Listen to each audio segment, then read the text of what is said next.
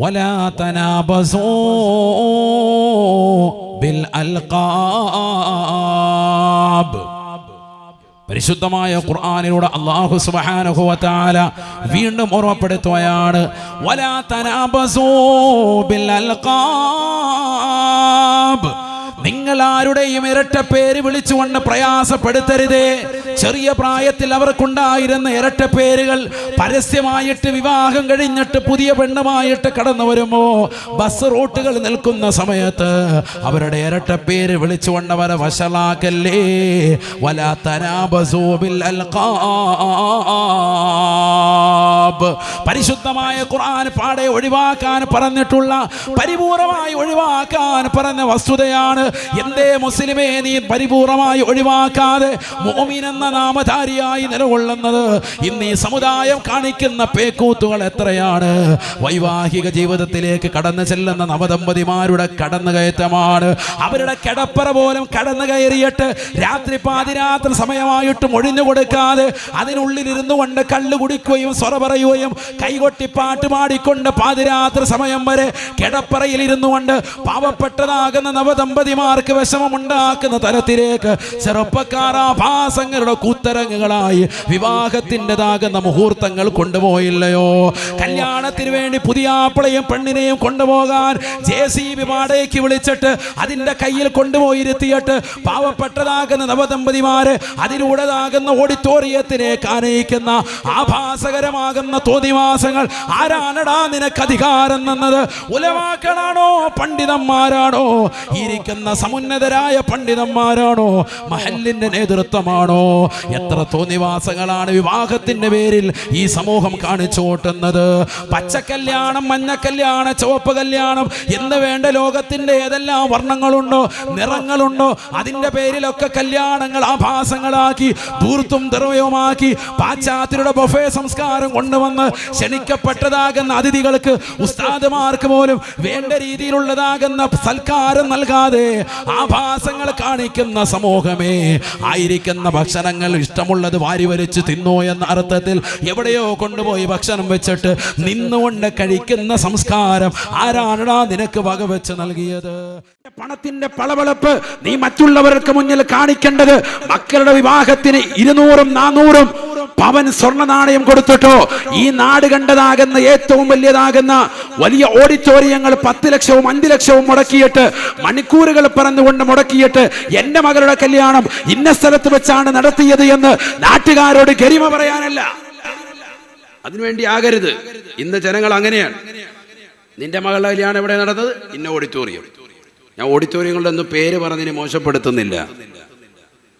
നിന്റെ മകളുടെ കല്യാണം നടന്നവിടെ ഇന്ന ഓഡിറ്റോറിയം. എത്രയാത്? 5 ലക്ഷം. എത്രയാത്? 10 ലക്ഷം. എന്നാ പിന്നെ എങ്ങനെയെങ്കിലും 10 ലക്ഷം ഒപ്പിച്ചിട്ട് അവിടെ വെച്ച് നടത്തണം. നാട്ടുകാരുടെ മുന്നിൽ പറയണോ എനിക്ക് എൻ്റെ മോടെ കല്യാണം അവിടെ വെച്ച് നടന്നേന്ന്? ആ കഴിച്ചിട്ട് പോയവന്മാർ ഇറങ്ങുമ്പോൾ എന്താ പറയുന്നറിയോ? കറിക്ക് ഉപ്പില്ല, ആളെ ഹയവ ഇത്രയും വലിയ കാശുണ്ടായിട്ട് എരിവുള്ള മട്ടൻ ബിരിയാണി ഒന്നുമില്ല, ചിക്കനെ തന്നിരിക്കുന്നതെന്ന്. ഈ കഴിച്ചിട്ട് പോയ കവുമ്പ് പുറത്തോട്ട് പറഞ്ഞുകൊണ്ട് പോകുന്നത് ഈ ഡയലോഗാ. ഇത് നിങ്ങൾ അറിയുന്നില്ല, നിങ്ങൾ സേരെ കുത്തിയിരിക്കുകയാണ്. പുറത്തിറങ്ങി നിൽക്കുന്നവരോട് ചോദിക്കണം. അവൻ പല്ല് കുത്തുമ്പോഴും പറയുന്നത് ഇതാണ് പറഞ്ഞുകൊണ്ട് കിടക്കുന്നത്, ഫുഡ് ശരിയായില്ല. അങ്ങനത്തെ കൗമനെയാണ് നിങ്ങൾ ഊട്ടാൻ നിൽക്കുന്നത്. ഈ രീതിയിൽ കൊണ്ടുപോയിട്ട് ഇത്രയേറെ പണം ചെലവഴിച്ചിട്ട് എത്ര മോശമാണ്. അള്ളാഹു നമ്മളെ കാക്കട്ടെ. പണത്തിന്റെ പളവളപ്പ് ഇങ്ങനെയാണോ കാണിക്കുന്നത്? ഇങ്ങനെയാണോ കാണിക്കുന്നത്? ഇതൊക്കെ മനുഷ്യൻ ചെയ്യുന്ന അധാർമികതയല്ലേ, തെറ്റുകളല്ലേ? ഇതൊക്കെയല്ലേ തെറ്റ് എന്ന് പറയുന്നത്?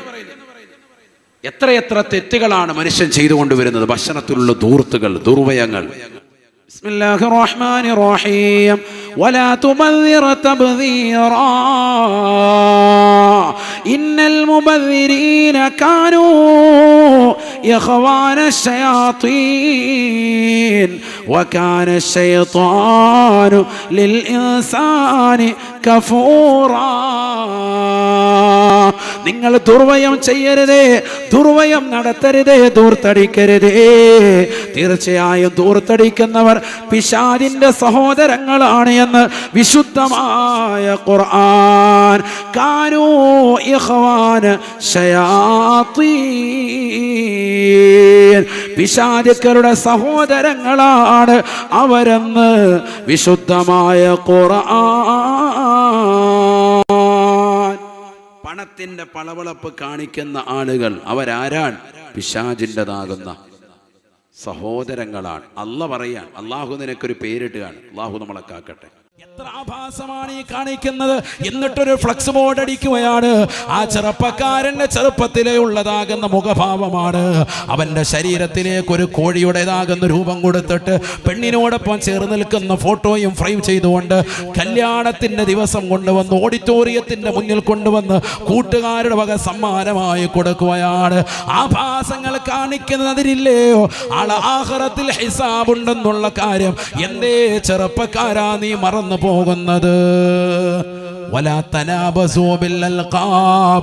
ഇരട്ട പേരുകൾ ഇട്ടുകൊണ്ടവരെ നിങ്ങൾ വിളിക്കരുതേ. അത് പാടില്ലാത്തതാണെന്ന് വിശുദ്ധമായ ഖുർആൻ. ചക്കൻ കല്യാണമൊക്കെ കഴിഞ്ഞ് റാഹത്തായിട്ട് നിൽക്കാൻ ടൈറ്റാനിയം ജംഗ്ഷനിൽ നിൽക്കുമ്പോൾ എടാ മറ്റവനേന്നൊരു വിളി. അവന്റെ പഴയ ഇരട്ടപ്പേരവിടെ പെണ്ണുമ്പിള്ളയായിട്ട് നിൽക്കുമ്പോഴാണ് വിളിക്കുന്നത്.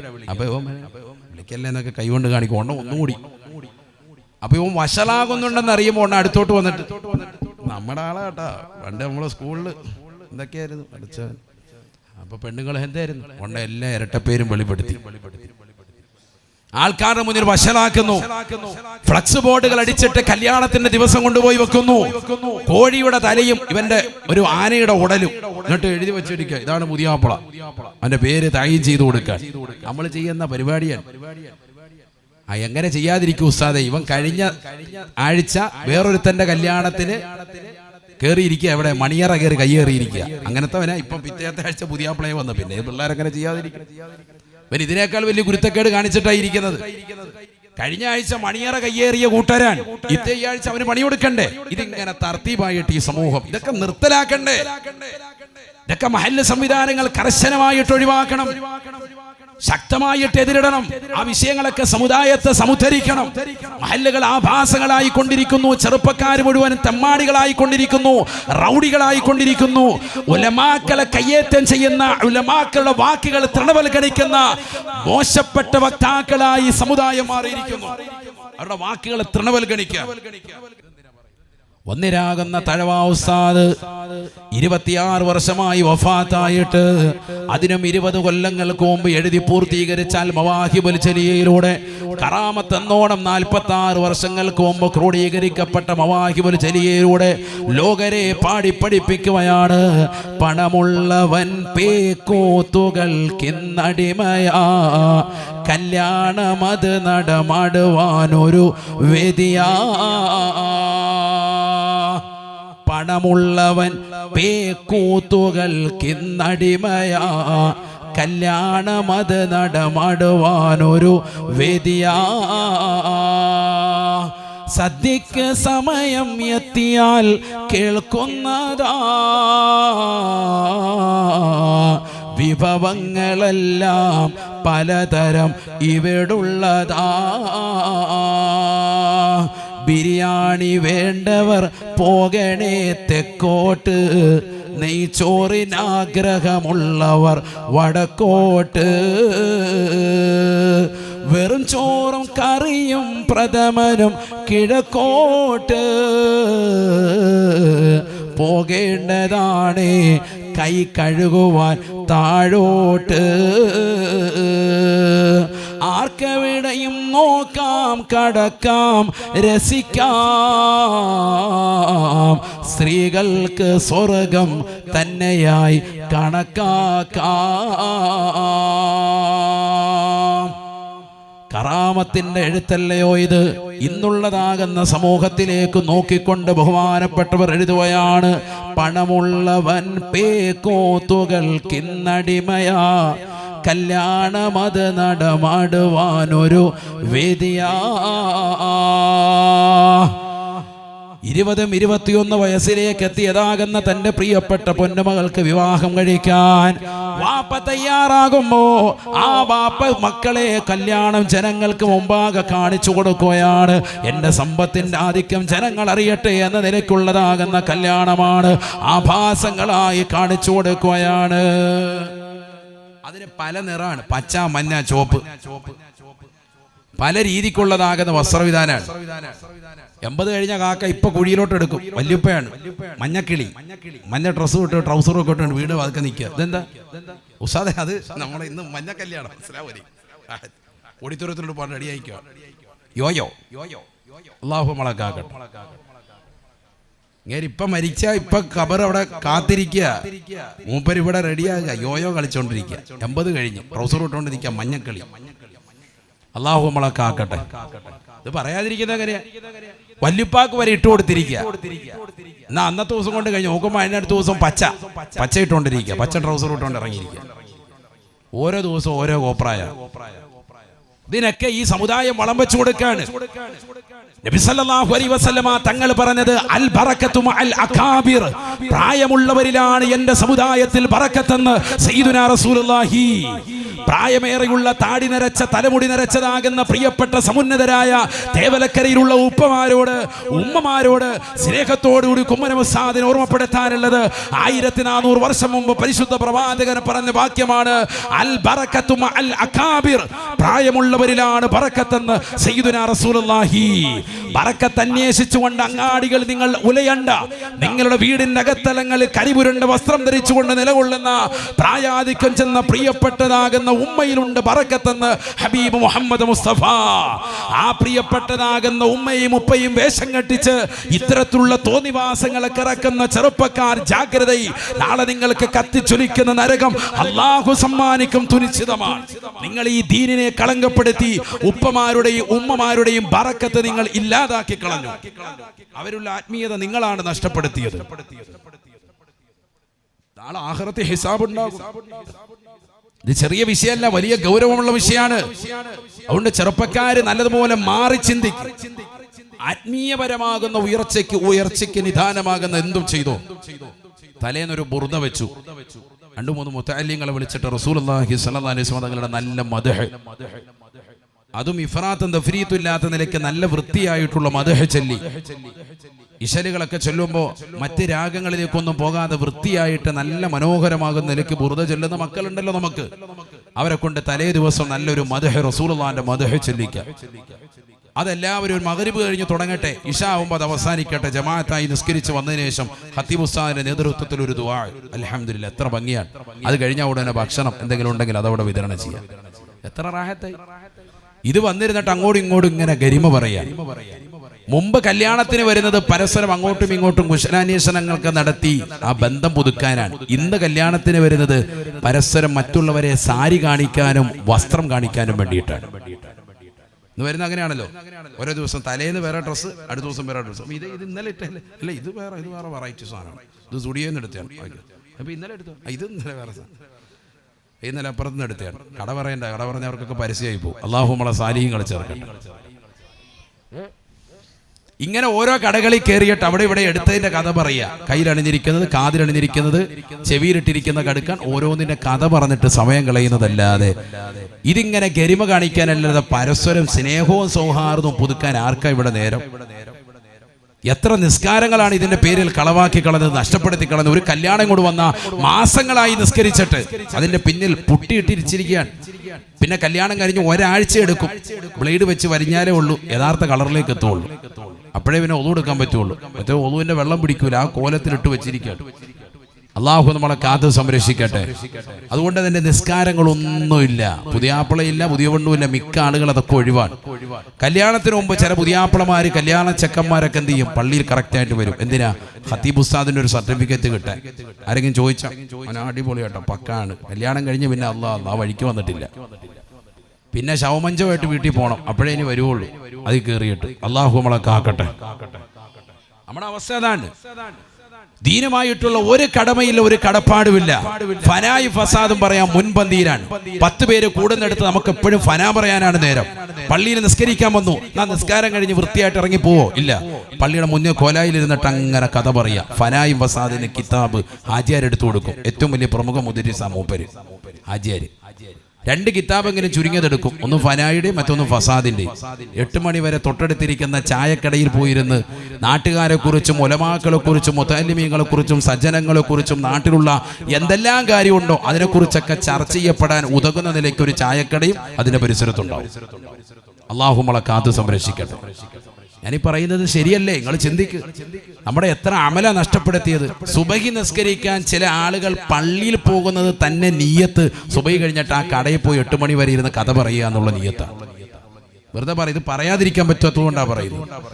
സുബൈ കഴിഞ്ഞ് ആ കടയിൽ പോയിരുന്നിട്ട് ഒരു 10 പത്രം വായിച്ച് 10 ഫനായെങ്കിലും പറയണം. അതിനുവേണ്ടി സുബൈ നിസ്കരിക്കാൻ പള്ളിയിൽ പോകുന്നു. അങ്ങനത്തെ ആളുകൾ വരെ ഈ സമുദായത്തിലായിപ്പോയി. സുബൈ നിസ്കരിക്കുന്നതിന്റെ മഹത്വവും ശ്രേഷ്ഠതയല്ല വലുത്, ശേഷമുള്ള കഥ പറച്ചിലാണ് വലുത് എന്ന് കരുതിപ്പോയി. അള്ളാഹു നമ്മളെ കാക്കുമാറാവട്ടെ. അപ്പൊ അള്ളാഹു പറഞ്ഞത് എത്ര കറക്റ്റാണ്. കുത്തുവാക്കുകൾ പറയരുത്, മറ്റുള്ളവരെ പരിഹസിക്കരുത് എന്ന് ഖുർആനിലൂടെ അള്ളാഹു വിളംബരം ചെയ്തത് എത്ര കറക്റ്റാണ് നമ്മളിലേക്ക് ചേർത്ത് നോക്കിയിട്ട്. جاء رجل إلى رسول الله صلى الله عليه وسلم فقال يا رسول الله ഹബീബായ റസൂലുള്ളാഹി സ്വല്ലല്ലാഹു അലൈഹി വസല്ലമ തങ്ങളുടെ ചാരത്തേക്ക് ഒരു മനുഷ്യൻ വന്നുകൊണ്ട്, ഒരു സ്വഹാബി വന്നുകൊണ്ട് നബിയോട് ചോദിക്കുകയാ, ഔസിനി, എനിക്കൊരു ഉപദേശം നൽകുമോ റസൂലേ, എന്നെ ഒന്ന് ഉപദേശിക്കുമോ ഹബീബേ? ഫഖാല റസൂലുള്ളാഹി സ്വല്ലല്ലാഹു അലൈഹി വസല്ലം, അല്ലാഹുവിന്റെ റസൂൽ അദ്ദേഹത്തോട് ഉപദേശം നൽകുകയാണ്.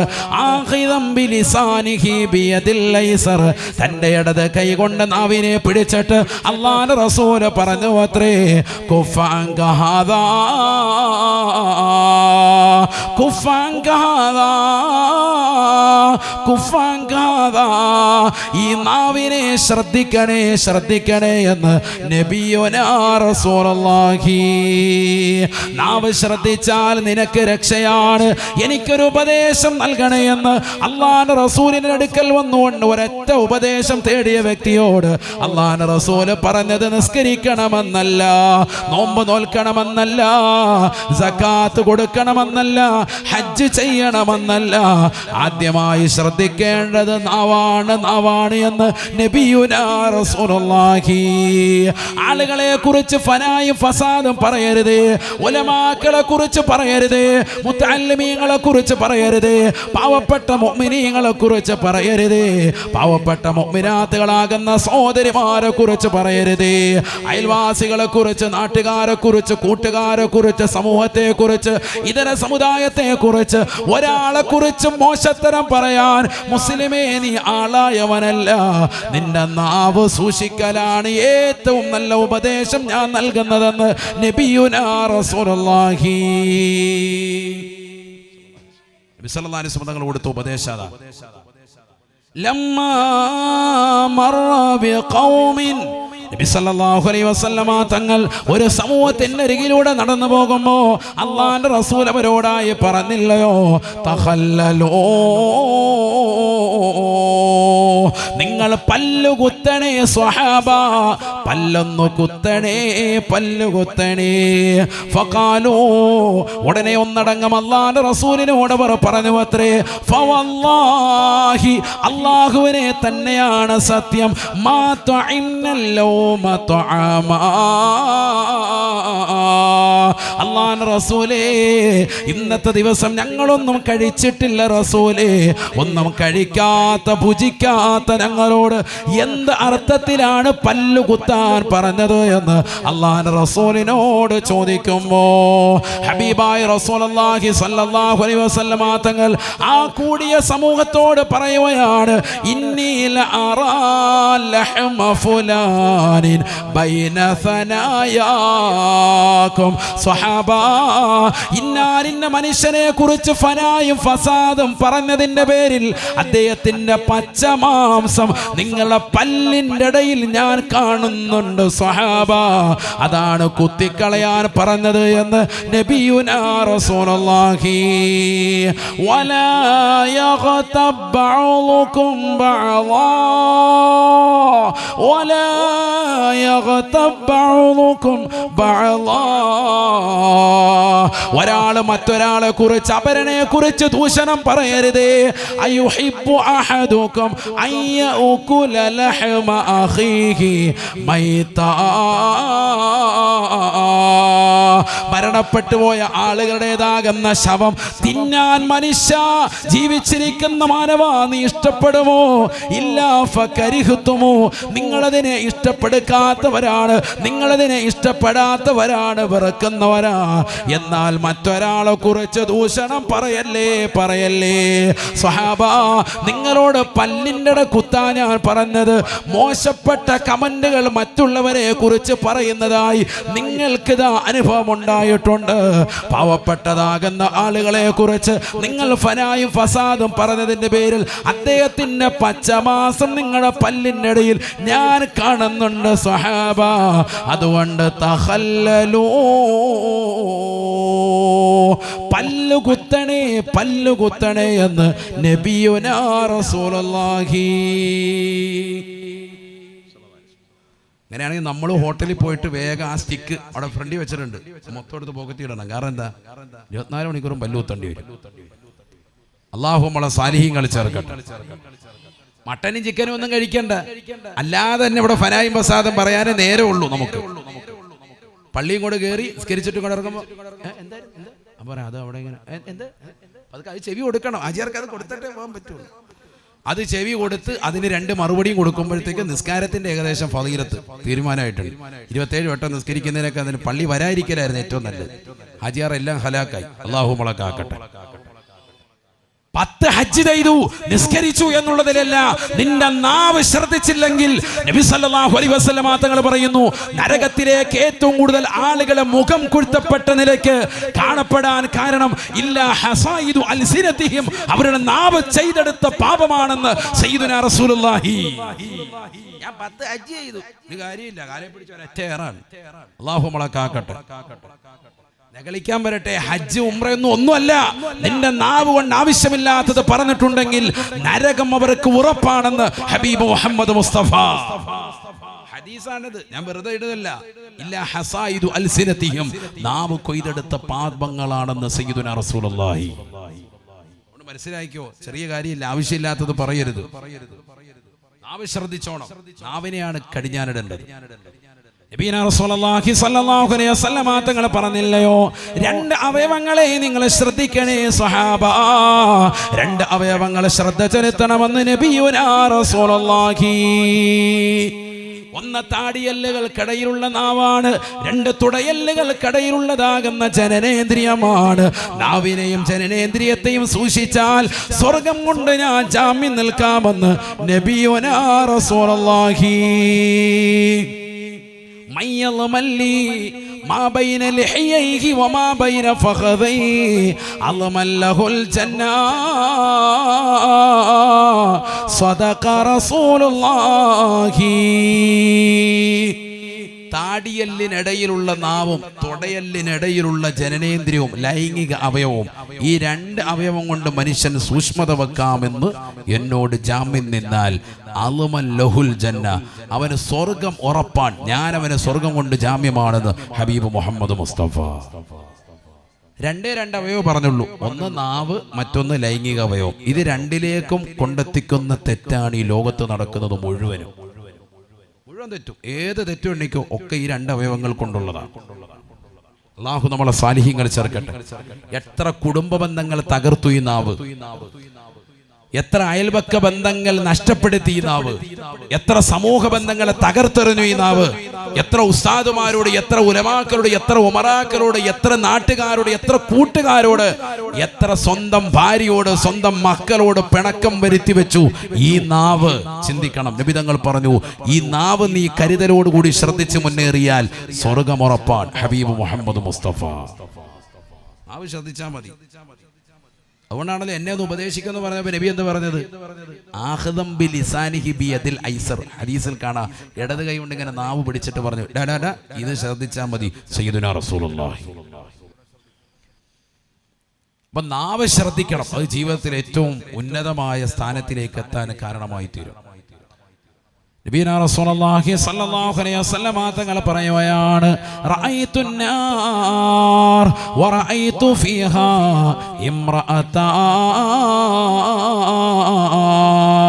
മുഅല്ലിഖതൻ ലിസാനഹാ ഇലൽ ഉസ്തുവാനതി മിനന്നാർ.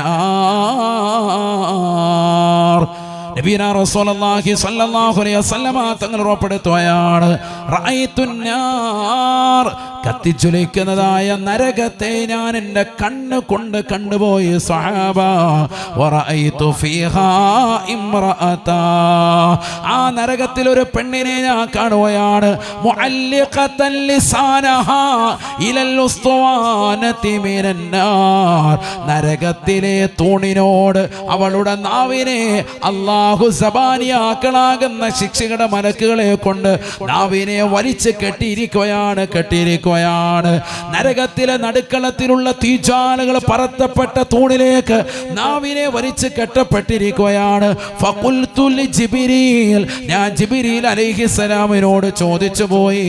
അല്ലാഹുവിന്റെ റസൂൽ പറയുകയാണ്, മൻ ഹാദിഹി യാ ജിബ്രീൽ, ആരാണ് ജിബ്രീലേ ഈ പെണ്ണ്? നരകത്തിന്റെ നടുക്കളത്തിലുള്ള തൂണിനോട് നാവിനെ വലിച്ച് കെട്ടപ്പെട്ടതായി പെണ്ണ് ഏതാണെന്ന് ചോദിക്കുമ്പോ ഫഖാല ലി ജിബ്രീൽ, ജിബ്രീൽ അലൈഹിസ്സലാം എന്നോട് മറുപടി നൽകി, ഹാദിഹി ബദിയത്തുൽ ലിസാൻ ഐ തവീലത്തുൽ ലിസാനി യാ റസൂലല്ലാഹ്. അല്ലാഹുവിന്റെ റസൂലേ, നാവിന് നീളമുള്ള പെണ്ണാണ്. ദുനിയാവിൽ വെച്ച് വന്ന ഫനായും ഫസാദും പറഞ്ഞു നടന്നവളാണ്. നാട്ടുകാരോട്, കൂട്ടുകാരികളോട്, അയൽവാസികളോട്, ബന്ധുക്കളോട് തന്നെ പ്രിയപ്പെട്ട ഭർത്താവിനെ കുറിച്ചും അവരുടെ കുടുംബത്തെ കുറിച്ചും ഇല്ലായ്മയെ കുറിച്ചുമൊക്കെ വിളംബരം ചെയ്തതായ പെണ്ണാണ്. ഹാദിഹി ബദിയത്തുൽ ലിസാൻ ഐ തവീലത്തുൽ ലിസാനി യാ റസൂലല്ലാഹ്. നരകത്തിലെ നടുവിലെ തൂണിനോട്, തീ കൊണ്ട് പടർത്തപ്പെട്ട തൂണിലേക്ക് നാവ് വലിച്ചു കെട്ടിയിരിക്കുന്നു. ഹദീസാണ് സയ്യിദുനാ റസൂലുള്ളാഹി. കേൾക്കുമ്പോൾ നമ്മളവർക്ക് ഈ നാവൊക്കെ എങ്ങനെ വലിച്ചു കെട്ടി, ഇതൊക്കെ വെറുതെ പറയുകയാണെന്ന്. നബി സല്ലല്ലാഹു അലൈഹി വസല്ലം തങ്ങളുടെ അധ്യാപനമാണ്. ഇസ്രാ മിഅ്റാജിൽ കണ്ടത് പ്രവാചകൻ സ്വഹാബത്തിനോട് പറയാൻ സല്ലല്ലാഹു അലൈഹി വസല്ലം. നരകത്തിൽ ഏറ്റവും കൂടുതൽ സ്ത്രീകളാണ് ഹബീബ് മുഹമ്മദ് മുസ്തഫ. അതിലൊരു പെണ്ണിന്റെ നാവ് നരകത്തിലെ തീജ്വാലകൾ പടർത്തപ്പെട്ട തൂണിലേക്ക് വലിച്ച് കെട്ടപ്പെട്ടതായി ഞാൻ കണ്ടപ്പോ ജിബ്രീൽ അലൈഹിസ്സലാമിനോട് ആരാണ് ഈ പെണ്ണ് എന്ന് ചോദിച്ചപ്പോൾ എനിക്ക് കിട്ടിയ മറുപടി, ഹാദിഹി ബദിയത്തുൽ ലിസാനി ഐ തവീലത്തുൽ ലിസാനി യാ റസൂലല്ലാഹ്, നാവിന് നീളമുള്ള പെണ്ണാണെന്ന് മഹാനായ സയ്യിദുനാ ജിബ്രീൽ അലൈഹിസ്സലാം. വീട്ടിൽ ചെന്നിട്ട് സ്കെയിലെടുത്ത് അളക്കണ്ട പെണ്ണുങ്ങൾ, ശ്രദ്ധിച്ചോ. നാവിന് നീളമുണ്ടോ, നമ്മുടെ നാക്കിന് നീളമുണ്ടോ നോക്കണ്ട. ഇതെന്താ പറഞ്ഞത്? ഫനായും ഫസാദും പറഞ്ഞു നടക്കാന്നർത്ഥം. 50 കൊല്ലമായിട്ട് ഭർത്താവ് ഒന്നിച്ച് ജീവിക്കാൻ, 49 കൊല്ലവും സുഭിക്ഷിതയാണ്. ഒരു കൊല്ലം, ഒരു ദിവസം എന്തെങ്കിലും ഒരു വിഷമം ഉണ്ടായാൽ അന്ന് എല്ലാം ഇട്ടെറിഞ്ഞു പോകും. അന്ന് പറയും, ഇങ്ങടെ കൂടെ കൂടിയിട്ട് ഇന്ന് വരെ ഒരു ഹൈറും കിട്ടിയിട്ടില്ല. നിങ്ങൾ എന്ത് മണ്ണാങ്കട്ടയാന്ന്, നിങ്ങൾ അങ്ങോട്ട് എന്ത് കിട്ടിയിട്ടില്ല, തീർന്നു അച്ചപ്പാടും പേടും. 10-20 കൊല്ലമായിട്ട് നല്ല റാഹത്തുള്ള ജീവിതമാണ്. എല്ലായിടത്തും പോകും. അല്ല, വെള്ളക്കുഴി പോയി നിൽക്കുന്നതും കണ്ട്, അവിടെ കണ്ടില്ല, ഇവിടെ കൊല്ലത്തൊരു വെള്ളക്കുഴിയുണ്ട്, അവിടെ പോയിരുന്നിട്ട് സെൽഫി, ചാകാറായി കിടക്കുന്ന തീമൊക്കെ അങ്ങോട്ട് പോവുക. അള്ളാഹു നമ്മളക്കാക്കണം. ഈ അടുത്തൊരു വണ്ടിക്കോട് ഞാൻ ചോദിച്ചാൽ എവിടെ പോവാ, ഞങ്ങൾ ഫാമിലി തന്നെ അവിടെ വെള്ളത്തിൽ ഇറങ്ങാൻ പോകും. എന്ത് ആട്ടെ, അള്ളാഹു ബർക്കത്ത് ശരിയാട്ടെ. തൊട വരെ വെള്ളത്തിൽ നിന്നിട്ട് റാഹത്തായിട്ട് ഒരു ചായയും കുടിച്ച് ജ്യൂസും കുടിച്ചിട്ട് തിരിച്ചു വരിക. കുടുംബജീവിതം ബർക്കത്ത്. മനസ്സിലായില്ലേ? സ്ഥലം മനസ്സിലായില്ലേ? പേര് പറഞ്ഞിട്ട് അങ്ങോട്ട് 10 ആളെ കൂടെ ഇറക്കണ്ട എന്ന് പറയാൻ പേടിയാണ്. നാളെ തന്നെ പോകും. അള്ളാഹു നമ്മളെ കാത്ത് സംരക്ഷിക്കട്ടെ. നമ്മൾ അടിച്ചു പൊളിക്കുകയാണല്ലേ റാഹത്താകുക. എല്ലാ ദിവസവും അടിച്ചു പൊളിക്കണം. അങ്ങനെ ആയിപ്പോയി ഇന്നത്. അങ്ങനെ വേണ്ട, അങ്ങനെ ഒരു ജീവിതവും ഇല്ല. എന്നാൽ മാസത്തിലൊന്നെങ്കിലും ഒരു ഔട്ടിങ്ങിന് പോകണം. നമ്മൾ ചില കാര്യങ്ങൾ പാശ്ചാത്യരെ കണ്ടുപഠിക്കണം. 3 കാര്യങ്ങൾ അവരിൽ നിന്ന് പാഠം പഠിക്കാനുണ്ട്. പാശ്ചാത്യരായ ആളുകൾ സായിപ്പ് മദാമിൽ നിന്ന് എന്തെങ്കിലും പഠിക്കാനുണ്ടോ ഉസ്താദെ? ഉണ്ട്. 3 കാര്യങ്ങൾ അവരിൽ നിന്ന് പഠിക്കാനുണ്ട്. ഏതാ? 1, അവർ നല്ല യാത്ര പോകും. വർഷത്തിലിടയ്ക്ക് നല്ല യാത്ര പോകും. നമ്മൾ പൈസ ഇങ്ങനെ അട്ടിക്കടിച്ച് തലണക്കടി വെച്ചിട്ട് അല്ലാത്ത പോകാത്തിന് അവസാനം ചത്ത് ഹലാക്കായി. ഒരു മനുഷ്യനും ഒരു ഗുണവും ഇല്ല, ഇങ്ങോട്ടൊരു യാത്രയില്ല. ഒരു ഹജ്ജിനും പോകൂല, ഉംറയ്ക്കും പോകൂല, ഒന്നുമില്ല. പൈസ ഇങ്ങനെ അട്ടിക്ക് വെച്ചിരിക്കുക. അന്ന് ആർക്കെങ്കിലും സക്കാത്ത് കൊടുക്കുമോ? അതുമില്ല. എല്ലാം കറക്റ്റ്. എല്ലാം ഇങ്ങനെ പൈസ ഇങ്ങനെ അട്ടിക്കിട്ട് വെച്ചിരിക്കുക. പൈസ ഉള്ളവർ ഇഷ്ടം പോലെയുണ്ട്. കരുനാഗപ്പള്ളിക്കാർ ആർക്കാ കാശില്ലാത്ത? കേരളത്തിൽ ഏറ്റവും കാശുള്ള ആളുകൾ ഞാൻ പറയുന്നത് കരുനാഗപ്പള്ളിക്കാരെന്ന് തന്നെയാണ്. ആശുണ്ട് ഇറക്കാൻ അള്ളാഹ് കട്ടിക്കടിക്കണം. അള്ളാഹു നമ്മളെ സാലിഹീങ്ങൾ ചേർക്കട്ടെ.